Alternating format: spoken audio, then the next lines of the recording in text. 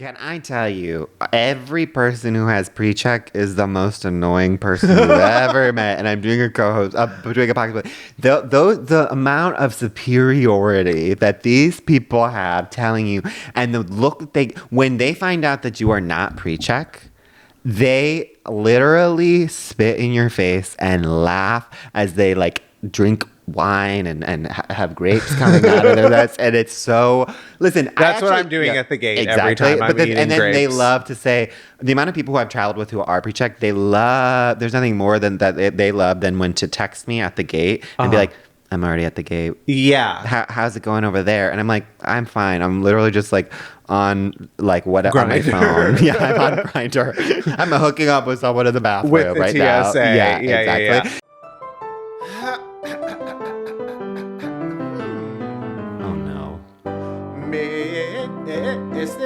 Greg, I thought this was a duet. Oh, so you're just gonna sing all the parts? Those are not the right sounds. Can you hear me?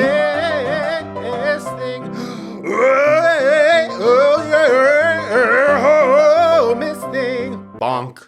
Welcome to Miss Thing. I'm Greg. And I'm Tim. And this is a podcast that celebrates and appreciates the Miss Things of the past, present, and future. Yeah, in every episode, we take a key moment from our Miss Thing storied career and do what we do best, which is make it all about us. Yes. And here we are. End of the year. It is the culmination of a terrible year. A remarkable, unforgettable year in all the wrong ways. I cannot wait for 2026. Sure. Well, I hope that it's completely different. I hope 2026 is the opposite day of years in terms of like, like 2025, maybe, or that 2025 was the opposite day. And now we're going back to like regular days. I do kind of feel like, and I don't want to like jinx it, but I always feel like it's like I have a feeling going into the year that it will be good. And I remember going into 2025 having a not great feeling. Sure. And this one I feel good about. But I don't want it to necessarily reduce it to like one good year, one bad year, because then it just feels like then the next year will be bad. Right. But I don't know about you. I just feel like there's going to be some hope in 2026. I agree. There's still going to be tons of, Trump will still be our president. But I do think that there will be some, some cracks that we will start to see, some light that we can, see through those cracks, a little tease of who we're doing for Miss Thing of the Year. Oh my gosh. Well, exactly. Well, you make such a great point there. It is the end of the year. Yeah. So we are doing a very special, as always, Miss Thing of the Year. Yeah. And so it's an entire like year themed episode. Yes. And I have to start this off with like maybe the biggest question I've asked all year. Oh my gosh. Have you heard of Ozempic penis? No, this is, believe it or not, this is the first time I'm hearing that. Well, I saw this the other day and it rocked my world. Can I guess what it is? Please. Skinny dick. Greg, you are not going to believe, but apparently Ozempic makes your dick bigger. Yeah. Makes your waist smaller, dick bigger. This is a miracle drug. Insane. I saw this on gay Twitter and I was literally like, is there anything this drug can't do? Absolutely. Well, then I don't need to be getting on Ozempic. I was like, it's so weird because like now that I'm on Ozempic, it's like I went on Ozempic to actually make my dick smaller. Totally. I was thinking, it could actually like, it's a breast reduction. It's like, I was like, my dick is so fat. Totally. That I like, and then unfortunately just got bigger. There's no like clinical studies, but apparently all these men are reporting like on Reddit and like more and more to their doctor that their penis has grown by an inch or more. An inch or more? Or more because of Ozempic. Literally. But okay, and then I wanted to know if it was like, is it something that's like psychosomatic? Well, it's like what's the thing? Well, you know when you lose weight, things will seem like when you get a hair. If you if you know what I mean, that things appear bigger in the mirror. Yeah, objects in this mirror are larger than they appear. Yeah, because all of a sudden your stomach's flatter. Yeah, so then you're like, so that's what I thought. But then apparently, I went down a rabbit hole because I was literally like, this isn't not even just about the penis, but I was literally just about like, this drug is literally definition of too good to be true. Oh my God, the poor people with diabetes, because this drug is going to become impossible to find as soon as when all the men catch wind of this, it's over for you hoes. And by hoes, I mean people who actually need it. I mean, I don't think it's literally something where I'm like, it should be reserved for people people with actual health issues, not just like I need to lose 20 pounds. No, I think there needs to be like a full upheaval in the healthcare system in this country. Or at least they should be it should be a priority thing. Well, I agree. Well, this is what I'm saying. I think there should be a complete upheaval to the healthcare system in this country, and it's not the Obamacare and Affordable Healthcare Act. It's really like about not allowing doctors to prescribe Ozempic to people who do not need it for an actual legitimate medical reason. Like it's like if you were about to be diagnosed with like diabetes or a heart condition, whatever, you know, and then it's like, otherwise it's like, well, try the regular route first. Yeah. You know, I know it's easier said than done. Obviously, like I don't want to, but I do just think that there are people who really, really need it who don't have access to it because just like people in Beverly Hills want to make their dicks bigger. Totally. And in all ways that can be interpreted. A great omen for the year. The hummingbird is back. Was just floating around behind your head. Haven't seen the hummingbird, I think, in all of 2025. And I think it also only is in the spring. That's such a good sign. Hummingbird was just floating around behind you. Have not seen, and I think all the hummingbirds are dead. Each year they all die off and then they are born again. Okay, that actually is such a good omen. Incredible omen. And I think that's a great omen to go right into our most famous segment, as I say. Dod Mom Sauce, a.k.a. Doll of the Day, Mother of the Moment, Sister of the Second of the Year. And it's going to be our most famous one yet. Our Dod Mom Sauce is a joint. Yes. You're not going to be surprised. Yeah. Our Dod Mom Sauce is Wicked for Good. Yeah. We saw it last night. Yeah. We are on like a Cloud 10. Which you don't even understand. You've not even been to Cloud 10 yet. It's crazy. Like, I don't even know how to process like the fact that we have completed the journey. Exactly. Well, and by the time this is out, you all will have seen it as well. We are recording slightly early, and the movie is not out yet. Yeah. It was so exhilarating. Cynthia, the audience cheering for everyone's entrances. And also for all the songs. I guess I still don't want to give too many spoilers because it will still be relative. Like it will be within the month at least. Sure, when it's then who knows how. But like Cynthia and Ariana crush it. It's like 10. You feel even more gut certain. punch? Well, gut punch doesn't say. You feel even more certain that like there is no two other actresses that could have done these roles, and they prove it that much more in these movies. That the second movie where it's like so much more emotionally charged, and they really have to go to some deeper, darker places. Yes, I think you walk away truly thinking like Ariana is right now what people are saying is going to be like the one to potentially win Best Supporting Actress. Yeah, and I remember being like, I'm very interested. And then after you see it, you're literally like, damn, this is like, obviously we love Cynthia, but it's like she is incredible in the movie. Yeah, they gave Ariana a lot to do in it, and she just nailed it. Both of them nailed it. I think I actually did the double feature. I watched it earlier in the day, and I was so glad I did because I felt like quite primed. I've seen the first one probably about 15 times at this point. It's crazy. I was so pleased with what they did with Act 2 and the ways they expanded the story.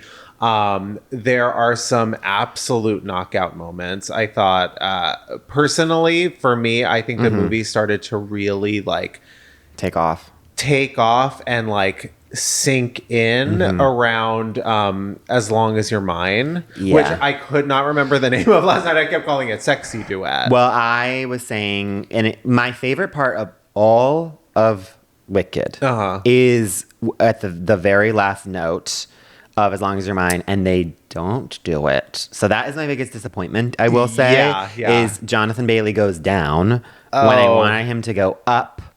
I will say, Jonathan Bailey, incredible charismatic actor. The voice was actually better than I was expecting on that particular song, because I think you can hide it in other songs. Not to say I think Jonathan Bailey has a great voice, but I think like that song in particular is like a pop ballad, like a huge pop anthem, and I was like, I'm so curious to hear how he's going to do it.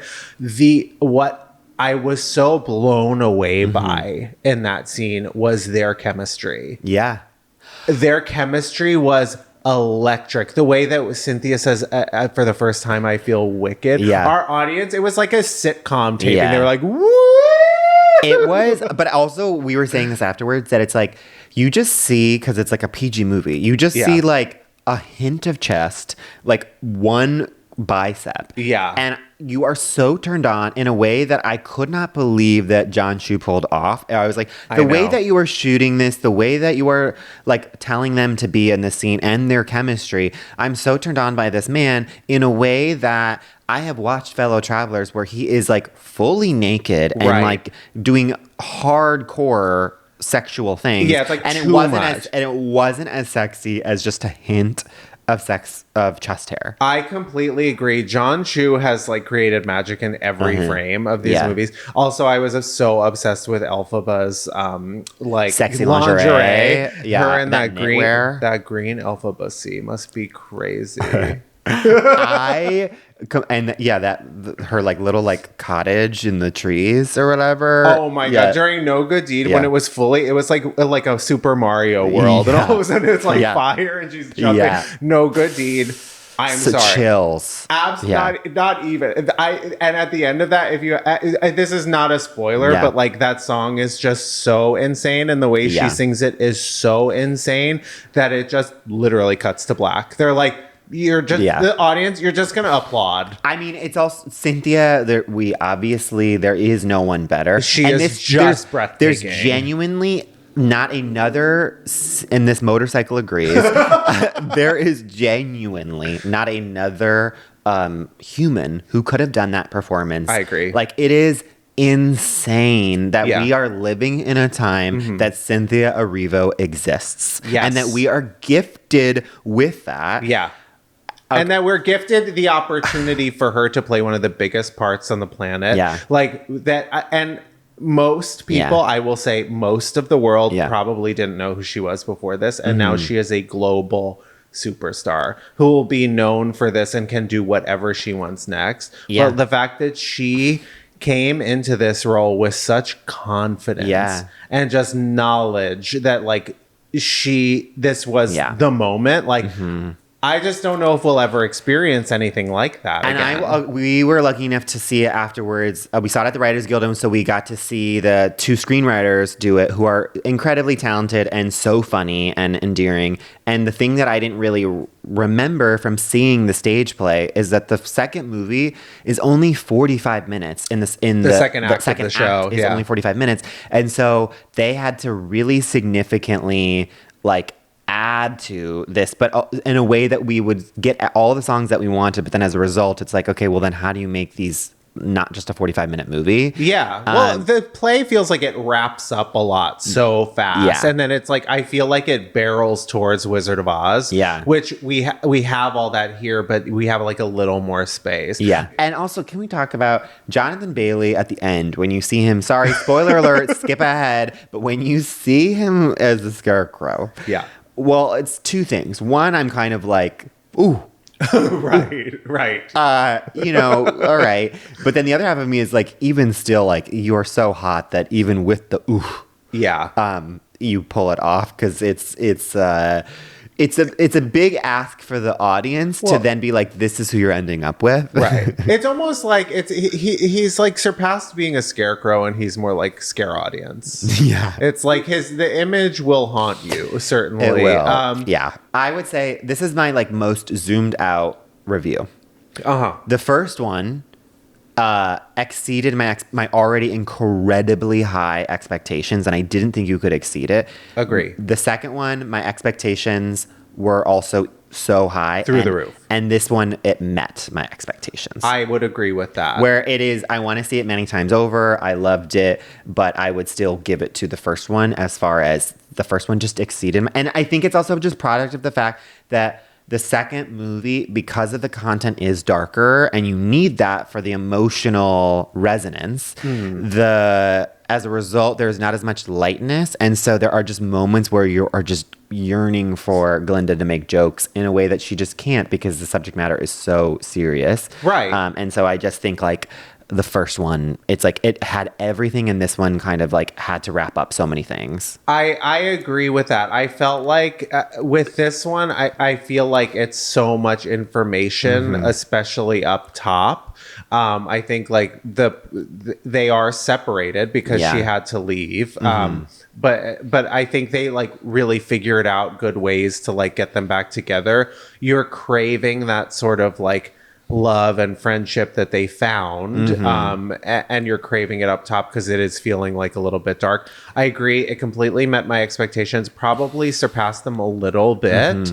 I am very excited to watch it again because I think there's a lot more to it.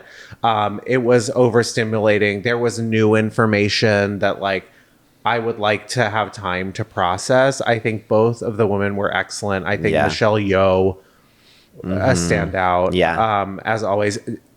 Jeff Goldblum, can we give him MVP? You know, I love Jeff Goldblum, but him making the wizard interesting to me, every time the wizard is on stage, I was like, no offense. It's just like, I don't like seeing men on screen or on stage, and that's just the way it is. But Jeff Goldblum really did such interesting stuff with the wizard, and I felt like he was getting the biggest laughs of the movie. I think like he had to take on some more of the levity. I think one of the moments that I love that they added is when the two of them are going at it, the fight sequence. And that is so funny, and Ariana does get some jokes in that, and in a way that is so well done. I can't wait to see it again. It's just one of those things where like we're still processing it. I'm sure everyone else is. I want it to break every record that there is. I do too. I hope it. And they are going to get nominated. And if they're not nominated, then I don't know what I'll do. Well, we'll riot. And just to see, like, because, like, I obviously take for granted just how groundbreaking it was that in 1939 you had a female lead of a movie. The protagonist and the antagonist were both women in a time that took decades for that to, and we're still not even at a place where that's, like, the norm. Right. And this movie, like, is another example of the fact of, like, we get to see women making choices, dealing with their consequences, and yet and seeing them be flawed, but also like come together as a result of their actions. It's like a very three-dimensional portrayal of women, but in this like kind of fantasy world that we can all project like ourselves onto in a way. So there's also some safety of like, well, this is happening in Oz, but it also makes me feel like a superhero to watch these women do these things. And that the women get to be the hero. That in the original Wizard of Oz, Dorothy was the hero. And that now in Wicked, we get to see the witches. And they both get to be the hero. And what's so funny with the way they handle Dorothy in Wicked is that she's just like a nuisance. Pawn. She's just like a side thing. And they're like, oh my God, we just have to deal with this annoying little girl, whatever. But like that they are so much like more powerful and above even like the petty drama of that. It's amazing. I'm so glad. It's so inspiring. It's so inspiring for like it must be so inspiring for little gay boys like us that they get to have a movie like that. Like we had Wizard of Oz, which is like an old movie, but that's like a formative thing for like little boys who are not into sports or not into like the things that other little boys are, to see something like that and to see like a strong female character that you get to latch onto and have for life. Like that's so important. It's so important for little girls, but it's also so important for like young boys who don't feel like they fit in with the other boys. Yeah, even if you're not gay, like it's important for boys to see women in charge. Be strong. Yeah. Everyone, if you haven't seen it yet, obviously, what are you waiting for? Yeah. I feel like if you listen to this podcast, you were probably there opening night. Mm-hmm. We're just lucky. Maybe this will be like the good thing that we need to get us into 2026. Absolutely. And we need to recover from this. So we're going to go to a break. On a break. Yeah.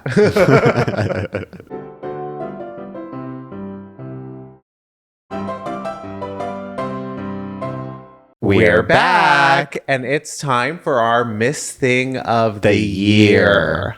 Let's get right into it. Our Miss Thing of the Year is Rosalia. Okay. This is coming out, Greg knows this. This is coming out of left field for me. It's coming really out of left field. I was unacquainted with the genius of Rosalia until her latest album, Lux or Lux, who knows how to pronounce it. But listen, she speaks 13 languages. We speak one.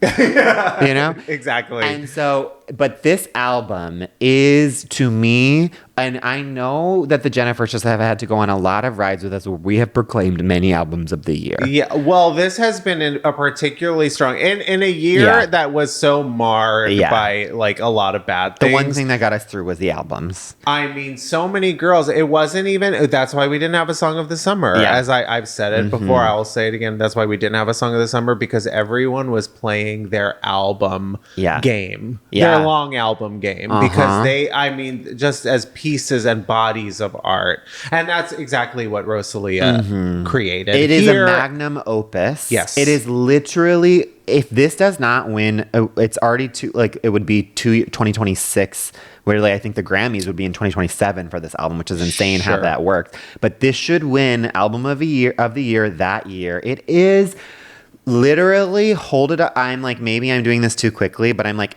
I think it will be held up against like the greats of the past decades. Yeah. It is truly monumental. The thing that she took on and how easy she made it look.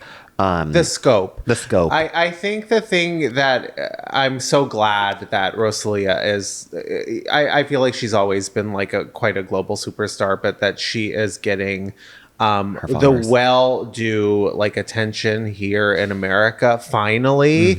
And she's had it, but I feel like it's really breaking through now. At a time of like her sort of peak artistry, she's always been very groundbreaking. She's someone that like transcends pop a little bit, but she's also like so globally like beloved and recognizable, and also like boundary pushing in the sense that she's also like a fashion icon. Yeah. Like she's getting into acting. She's going to be on the next season of Euphoria, which I'm very curious to see. But she is like a pure tastemaker. To back it up for people who aren't on the Rosalia train yet, it's like she is this Spanish superstar who has been releasing all of these like very like she like has when she did her I can't pronounce it, but the 2 albums ago, Mal Querer, that one like it's inspired. It was a school project. Yes, a lot of pop girls reinvent because they're like, okay, now I'm gonna do this era, now I'm gonna do this, where what she does is it's like actually, like you were saying, like she is a studied singer and curious like educated person who is not just like doing an era to just like do another era, but it's actually like, I actually love flamenco. I love this culture. And now I want to immerse myself in it, learn the fucking like language, not just like the language of whatever it is, but like the language of this culture. And then I'm going to gift you what I have learned from this. And like that's what she did when she did reggaeton with Motomami. And now she's doing this with like her Catholic upbringing, but also her love for saints and like her love for divinity and all of these things, like her own grappling with religion. It is like a very impressive thing where I feel like each album, from my understanding, is her like just like completely immersing herself in a culture, studying it, reading the books, reading the all of the multimedia that she needs to, and then giving it to us. Well, exactly. And it defies genre. Each body of work even defies genre. And I think like it can't be pinned down. It takes like, you can sense her genuine curiosity about like the world and these like big ideas. And she like can condense it into like just a beautiful like moment. There's a moment in Reliquia, like right before the end, where it like breaks into that sort of like electronic da da da da da da, where she turns the page. Yeah. You can hear in the music a page turn. And that to me is art. Like her music in a nutshell. Like it's so much more than just like the sound. It's like it's the work that goes into it. But also like she is such a groundbreaking like live act. The things she can do with her voice. Like 1 minute she's like singing opera. She's singing so high, singing so like delicately, and then she's like rapping. Yeah.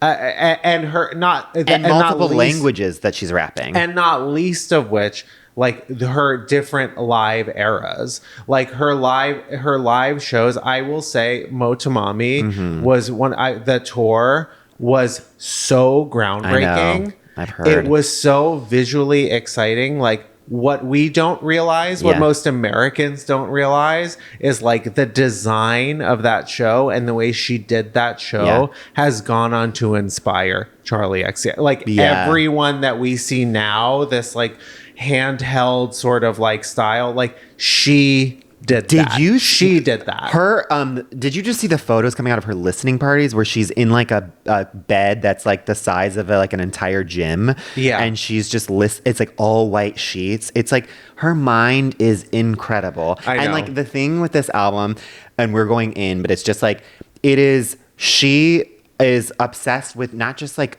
a lot of pop stars are like obsessed with celebrity. She's kind of obsessed with like saints and women in history that have like made a mark and have like changed kind of the course of the rest of history. And that's like each of these songs is a different saint, because she's very curious with like religion in this, that it's like from all different types of religion, all these women who were like canonized and not only does she then tell their story, but she tells them in that language. So it's like she learns an Italian aria, sings a song in Italian that is about an Italian saint or whatever. Right. Then she sings in beautiful Arabic and tells a story of a woman from that religion. It is like so impressive. Yeah. She's also, the album is in 4 different movements. I don't know music enough. You're the music major, but it's like, that's also something that goes over my head. Well,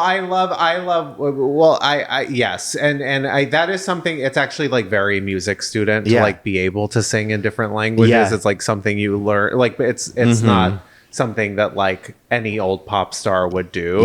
So it's not uncommon, but for her to be writing it herself, like I love the process. Well, and then she was saying she would like work with translators and stuff and be like, does this even make sense? But she said something, I believe it was in her New York Times interview, where she says, I'm like a citizen of the world and I feel like a responsibility to like reach out and like communicate in these like other languages and ideas. And I think that's just like what's so exciting about someone like her, that she is Spanish, she's from Spain, but like that she is not just like, she doesn't feel like she almost belongs to that.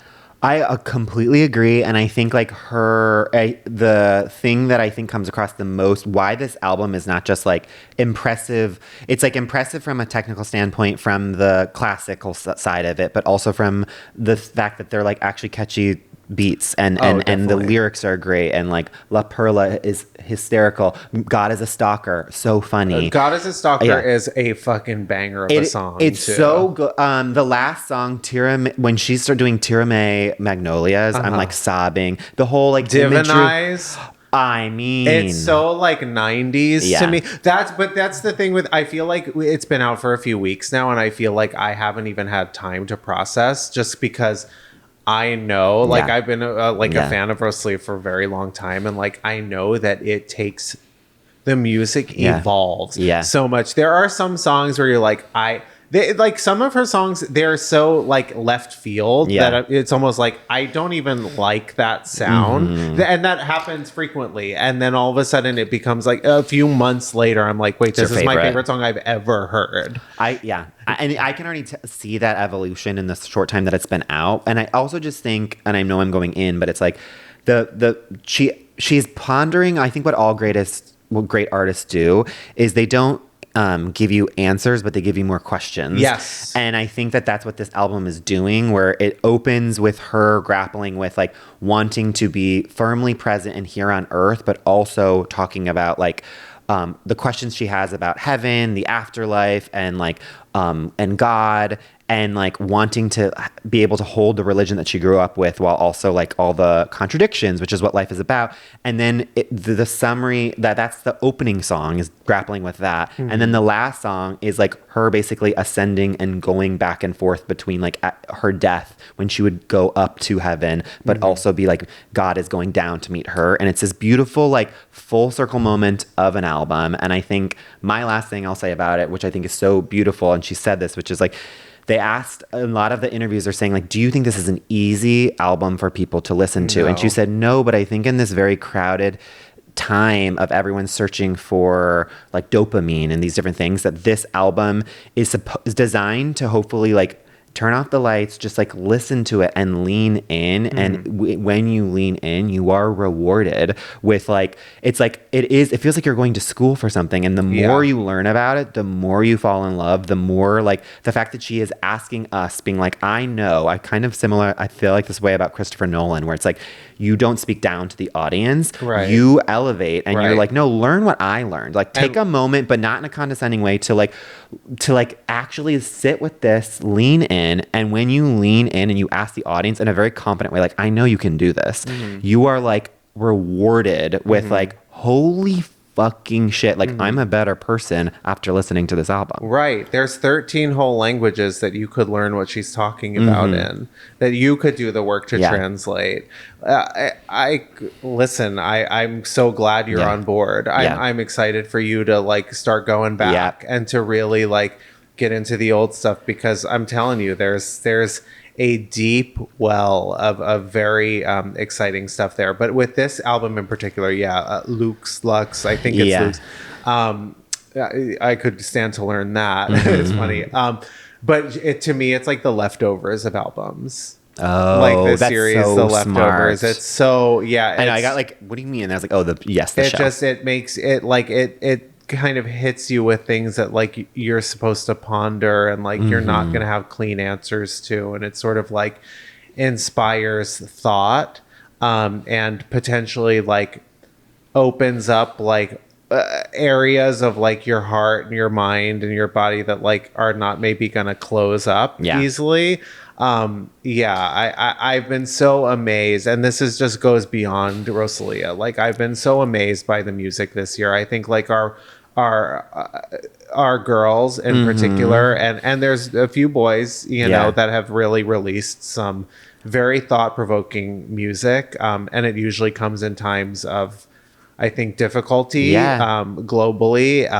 And I think we are at least eating artistically right now. Well, and that's why she is our Miss Thing of the year. She really is, I'm sorry, but it's just like she just kind of like leapfrog above everyone else where you see like what other playing field that she's on. And I will say, and now we're going to make it about ourselves, but the last thing, and I know you will agree, this album, I'm sorry, we're taking it on our island. This is, I know we only had 5, but this is actually, but this is the one that we actually like need on our album. Well, we need to pray. Yeah, we need to pray to get through it. Totally. Yeah. But it's time. It's time to make Rosalia about us. And if you don't mind, I'd like to go first. Please. So yeah, as I've mentioned, I've been a huge fan of Rosalia for a while. I've seen her a few times, and a few years back, I went to the Motomami tour. I'm so fucking jealous. Yeah, well, I mean, listen, I've been screaming her name from the rooftops, and no one wanted to listen. And that's their bad. Yeah, that's not on me. Yeah. You know, I've got to elevate my audience as well. And they need to learn to meet me where I'm at. And where I was at was the Motomami tour a few years ago. I didn't want to miss the opportunity. She had played a few festivals and stuff, and I had seen like YouTubes. Yeah. But she was coming around with this, and I loved Motomami when it came out. Candy is like one of my all-time favorite songs. Okay. And I was just excited to see her perform. The tickets were not cheap.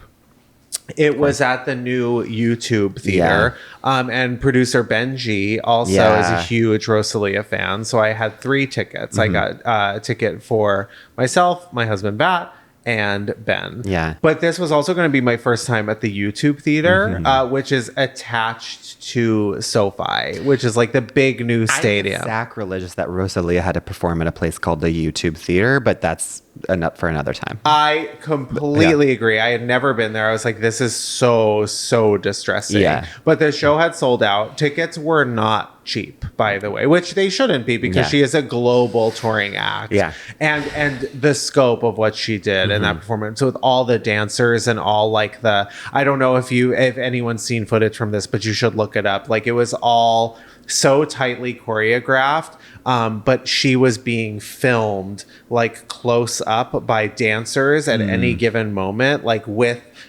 huge like cameras on their bodies, and like that was a big part of the choreography. So she was like, there was like a white sheet on stage, and she was being projected like behind you the whole time, and it was like this very like multimedia, really cool thing that has since inspired other things, including, I think, the new Sunset Boulevard on Broadway, which was in London first. I think it was heavily inspired by Rosalia's show. And of course, it worked wonders. But anyways, that's not the point. The tickets were pretty expensive. Yeah. And at the last minute, Vat had dropped out. He had to go on a work trip. Yeah. And I was like, well, who else wants this Rosalia ticket?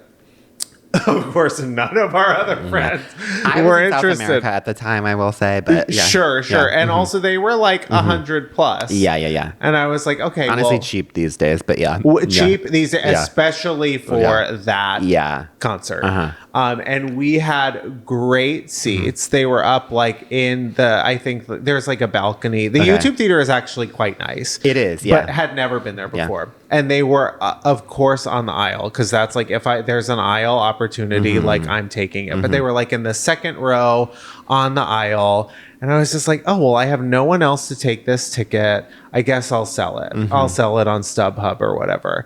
But you know, Rosalia not as big in the States yet. Like, and the tickets were pricey. They were like lower on StubHub than like what you paid. I was like, well, that's really annoying, really discouraging.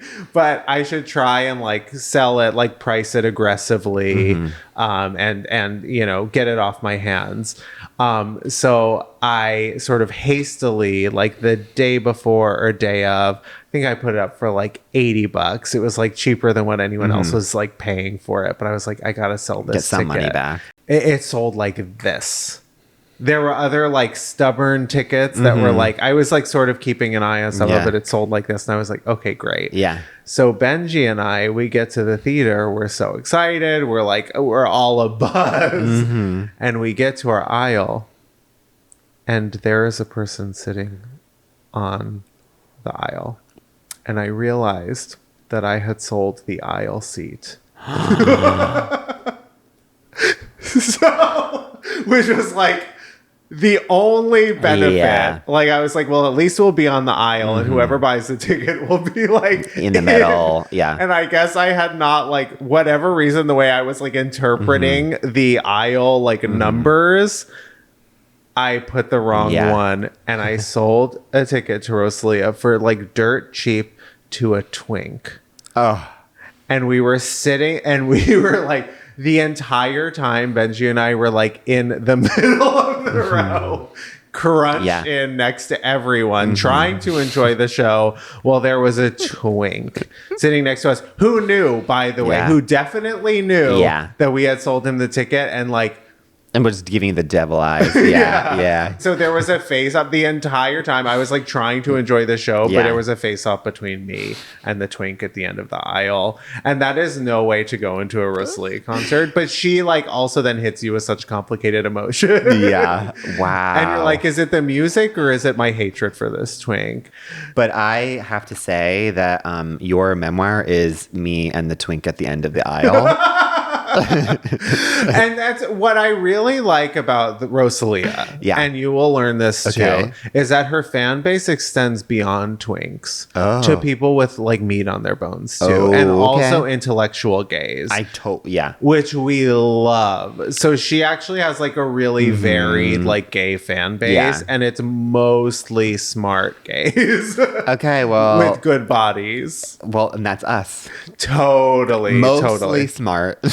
Yes. But that was one of the most incredible concerts I'd ever seen in my life. Which makes me want to ask you, actually, what's the best concert you've ever been to? Easy.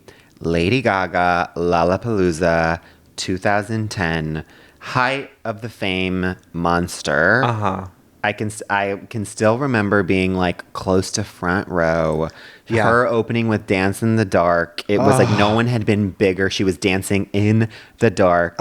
It was like picture like what Chapel Roan festivals were like 2 years ago or whatever. But that is what that concert felt like. I've never danced harder in my life. I've never loved someone more than that. There's so many concerts, but that for nostalgia and also just like, it was Gaga. Not that I would say it's at her height because she keeps exceeding herself. Sure. But it was just like, I was 20 and I was just like, this is living. Yeah.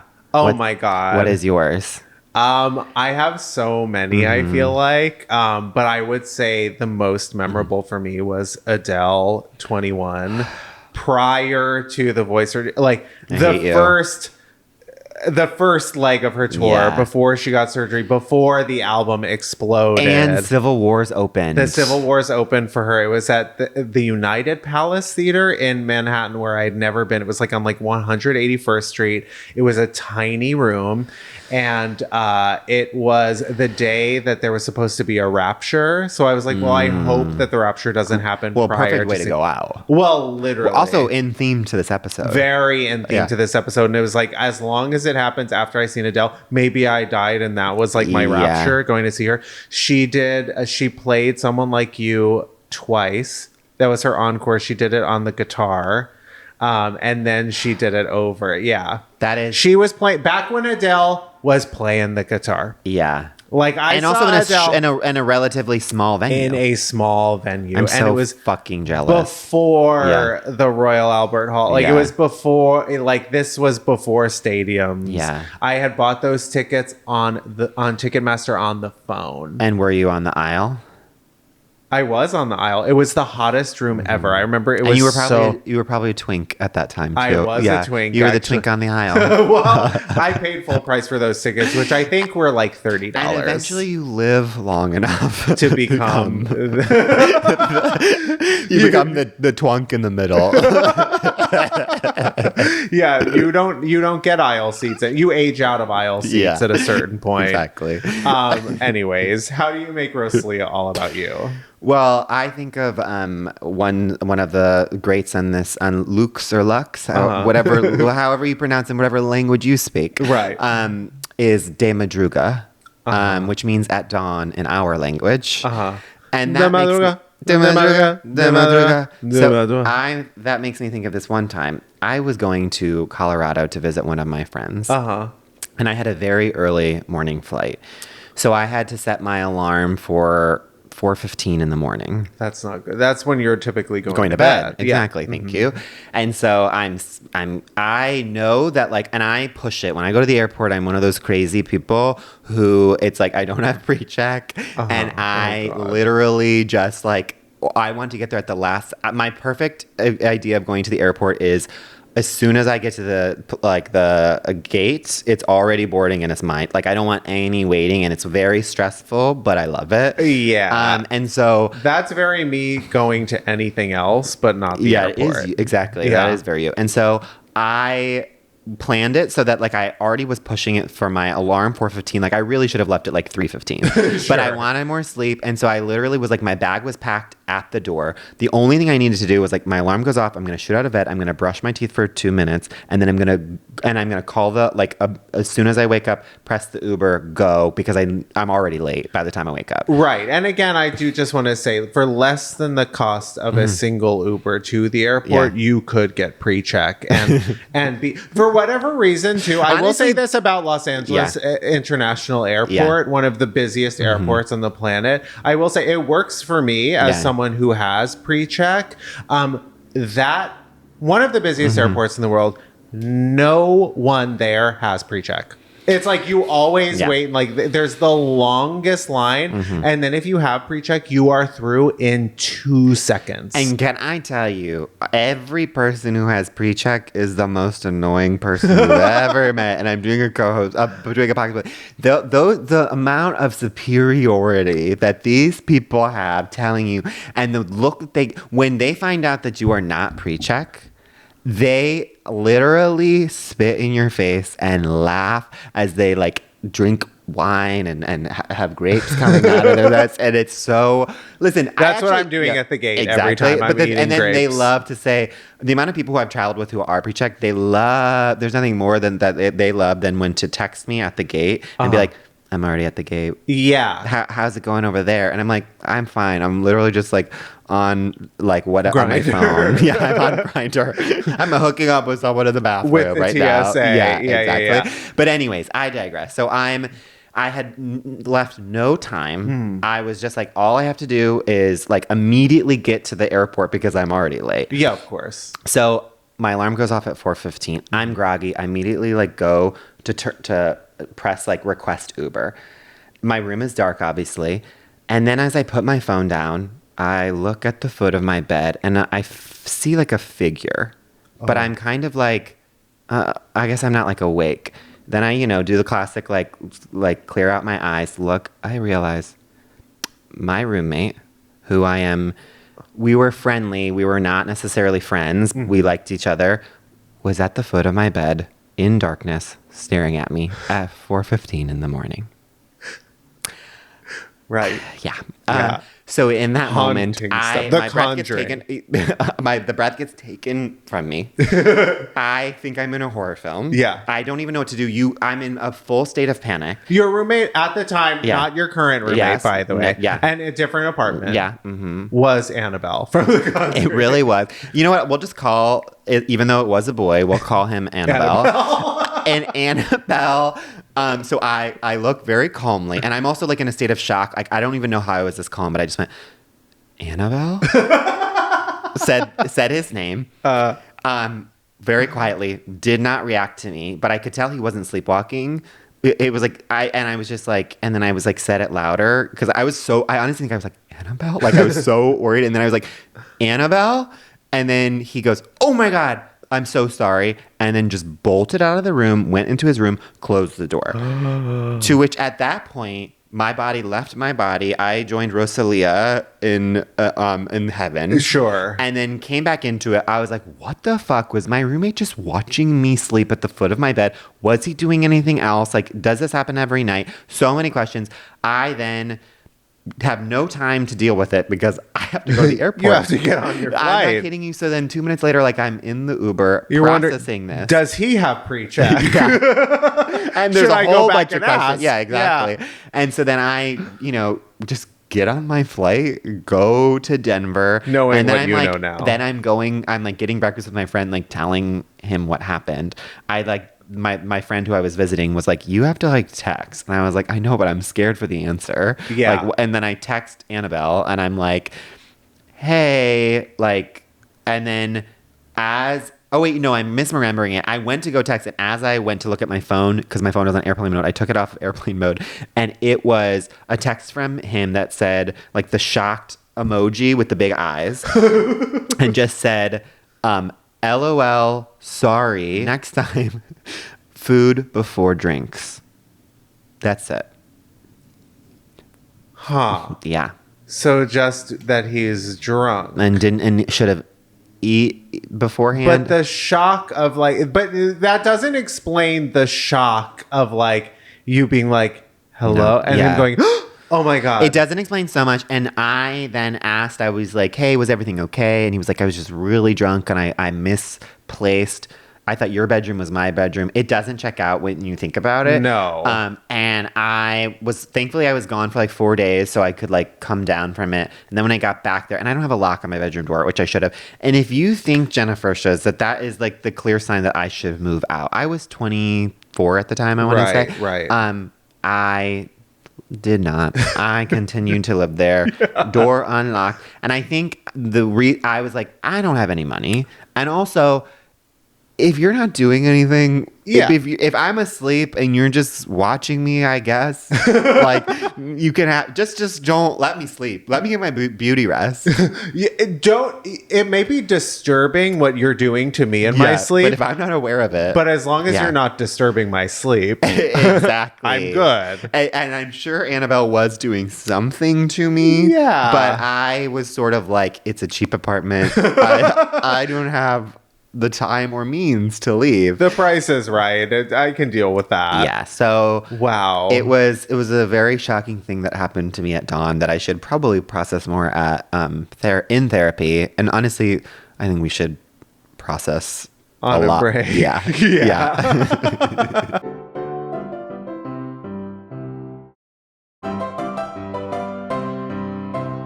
Welcome back. And it's time for our Diva Down of the year.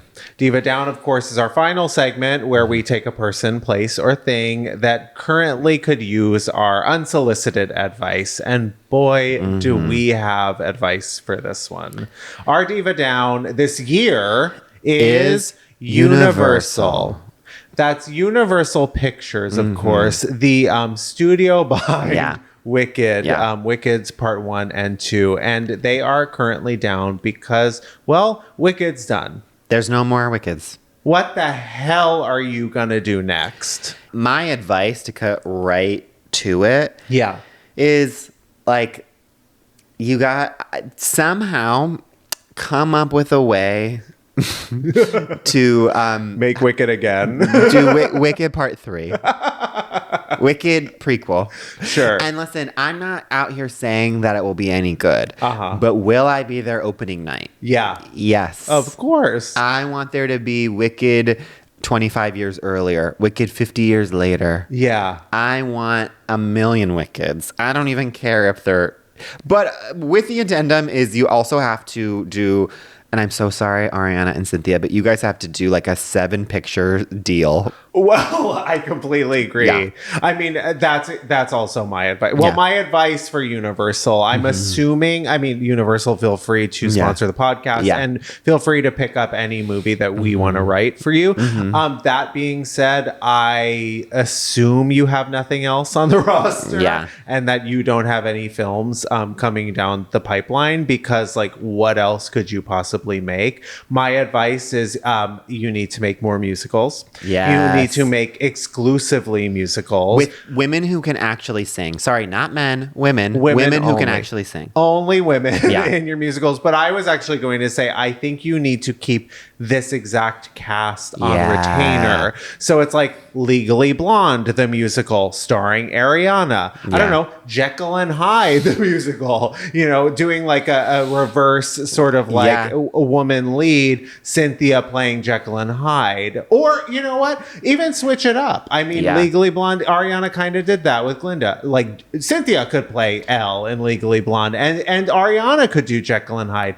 There's so many possibilities, but you should be exclusively making musicals and exclusively with this cast. And I think also give each of these women $100 million to $1 billion for this 7-picture contract, and have it also be that they can create original stuff. So Ariana is like one of the most talented singer-songwriters, obviously. Like, I'm sure she has an amazing musical. Right. Have her set to some of her songs. Yeah, we can do an Eternal Sunshine of the Spotless Mind and take music from Eternal Sunshine. We can figure that out. Yeah. Actually, that's it. That is it right there. Yeah. You need to 2020, well, we'll be realistic. 2026, 2027. Sure. Well, it needs to be done by 2020, by January of 2026. Yeah. And John Chu needs to direct all of them. Wow. Well, we can't top that. No, absolutely. And Rosalia is allowed to be in them too. Well, I mean, what a year. We made it. We're not done yet. We have one last surprise for you guys before the year is over. Actually, a couple more surprises. Absolutely. But in the meantime, make sure to follow us, hit subscribe on YouTube. Yeah, and give us a call with your diva downs. We know the holidays are upon us, so you probably have a lot of stories. And in 2026, you can look forward to us giving you advice. That information, that phone number will be in our episode description. So go there and give us a call. Bye. Bye. Miss Thing Podcast is created, executive produced, and hosted by Greg Trimmer and Tim Zintek. It's produced and edited by Benji Simons, with cover art and additional creative support by Claude Zines. Follow us on TikTok and Instagram at Miss Thing the Pod. New episodes drop every Tuesday. Watch on YouTube or listen on Spotify, Apple Podcasts, or wherever you get your podcasts. Please subscribe, rate, and review, but only raves. Strictly 5 stars and above. Follow Greg at Greg Trimmer and Tim at Tim_Zintek on all social media. BONK.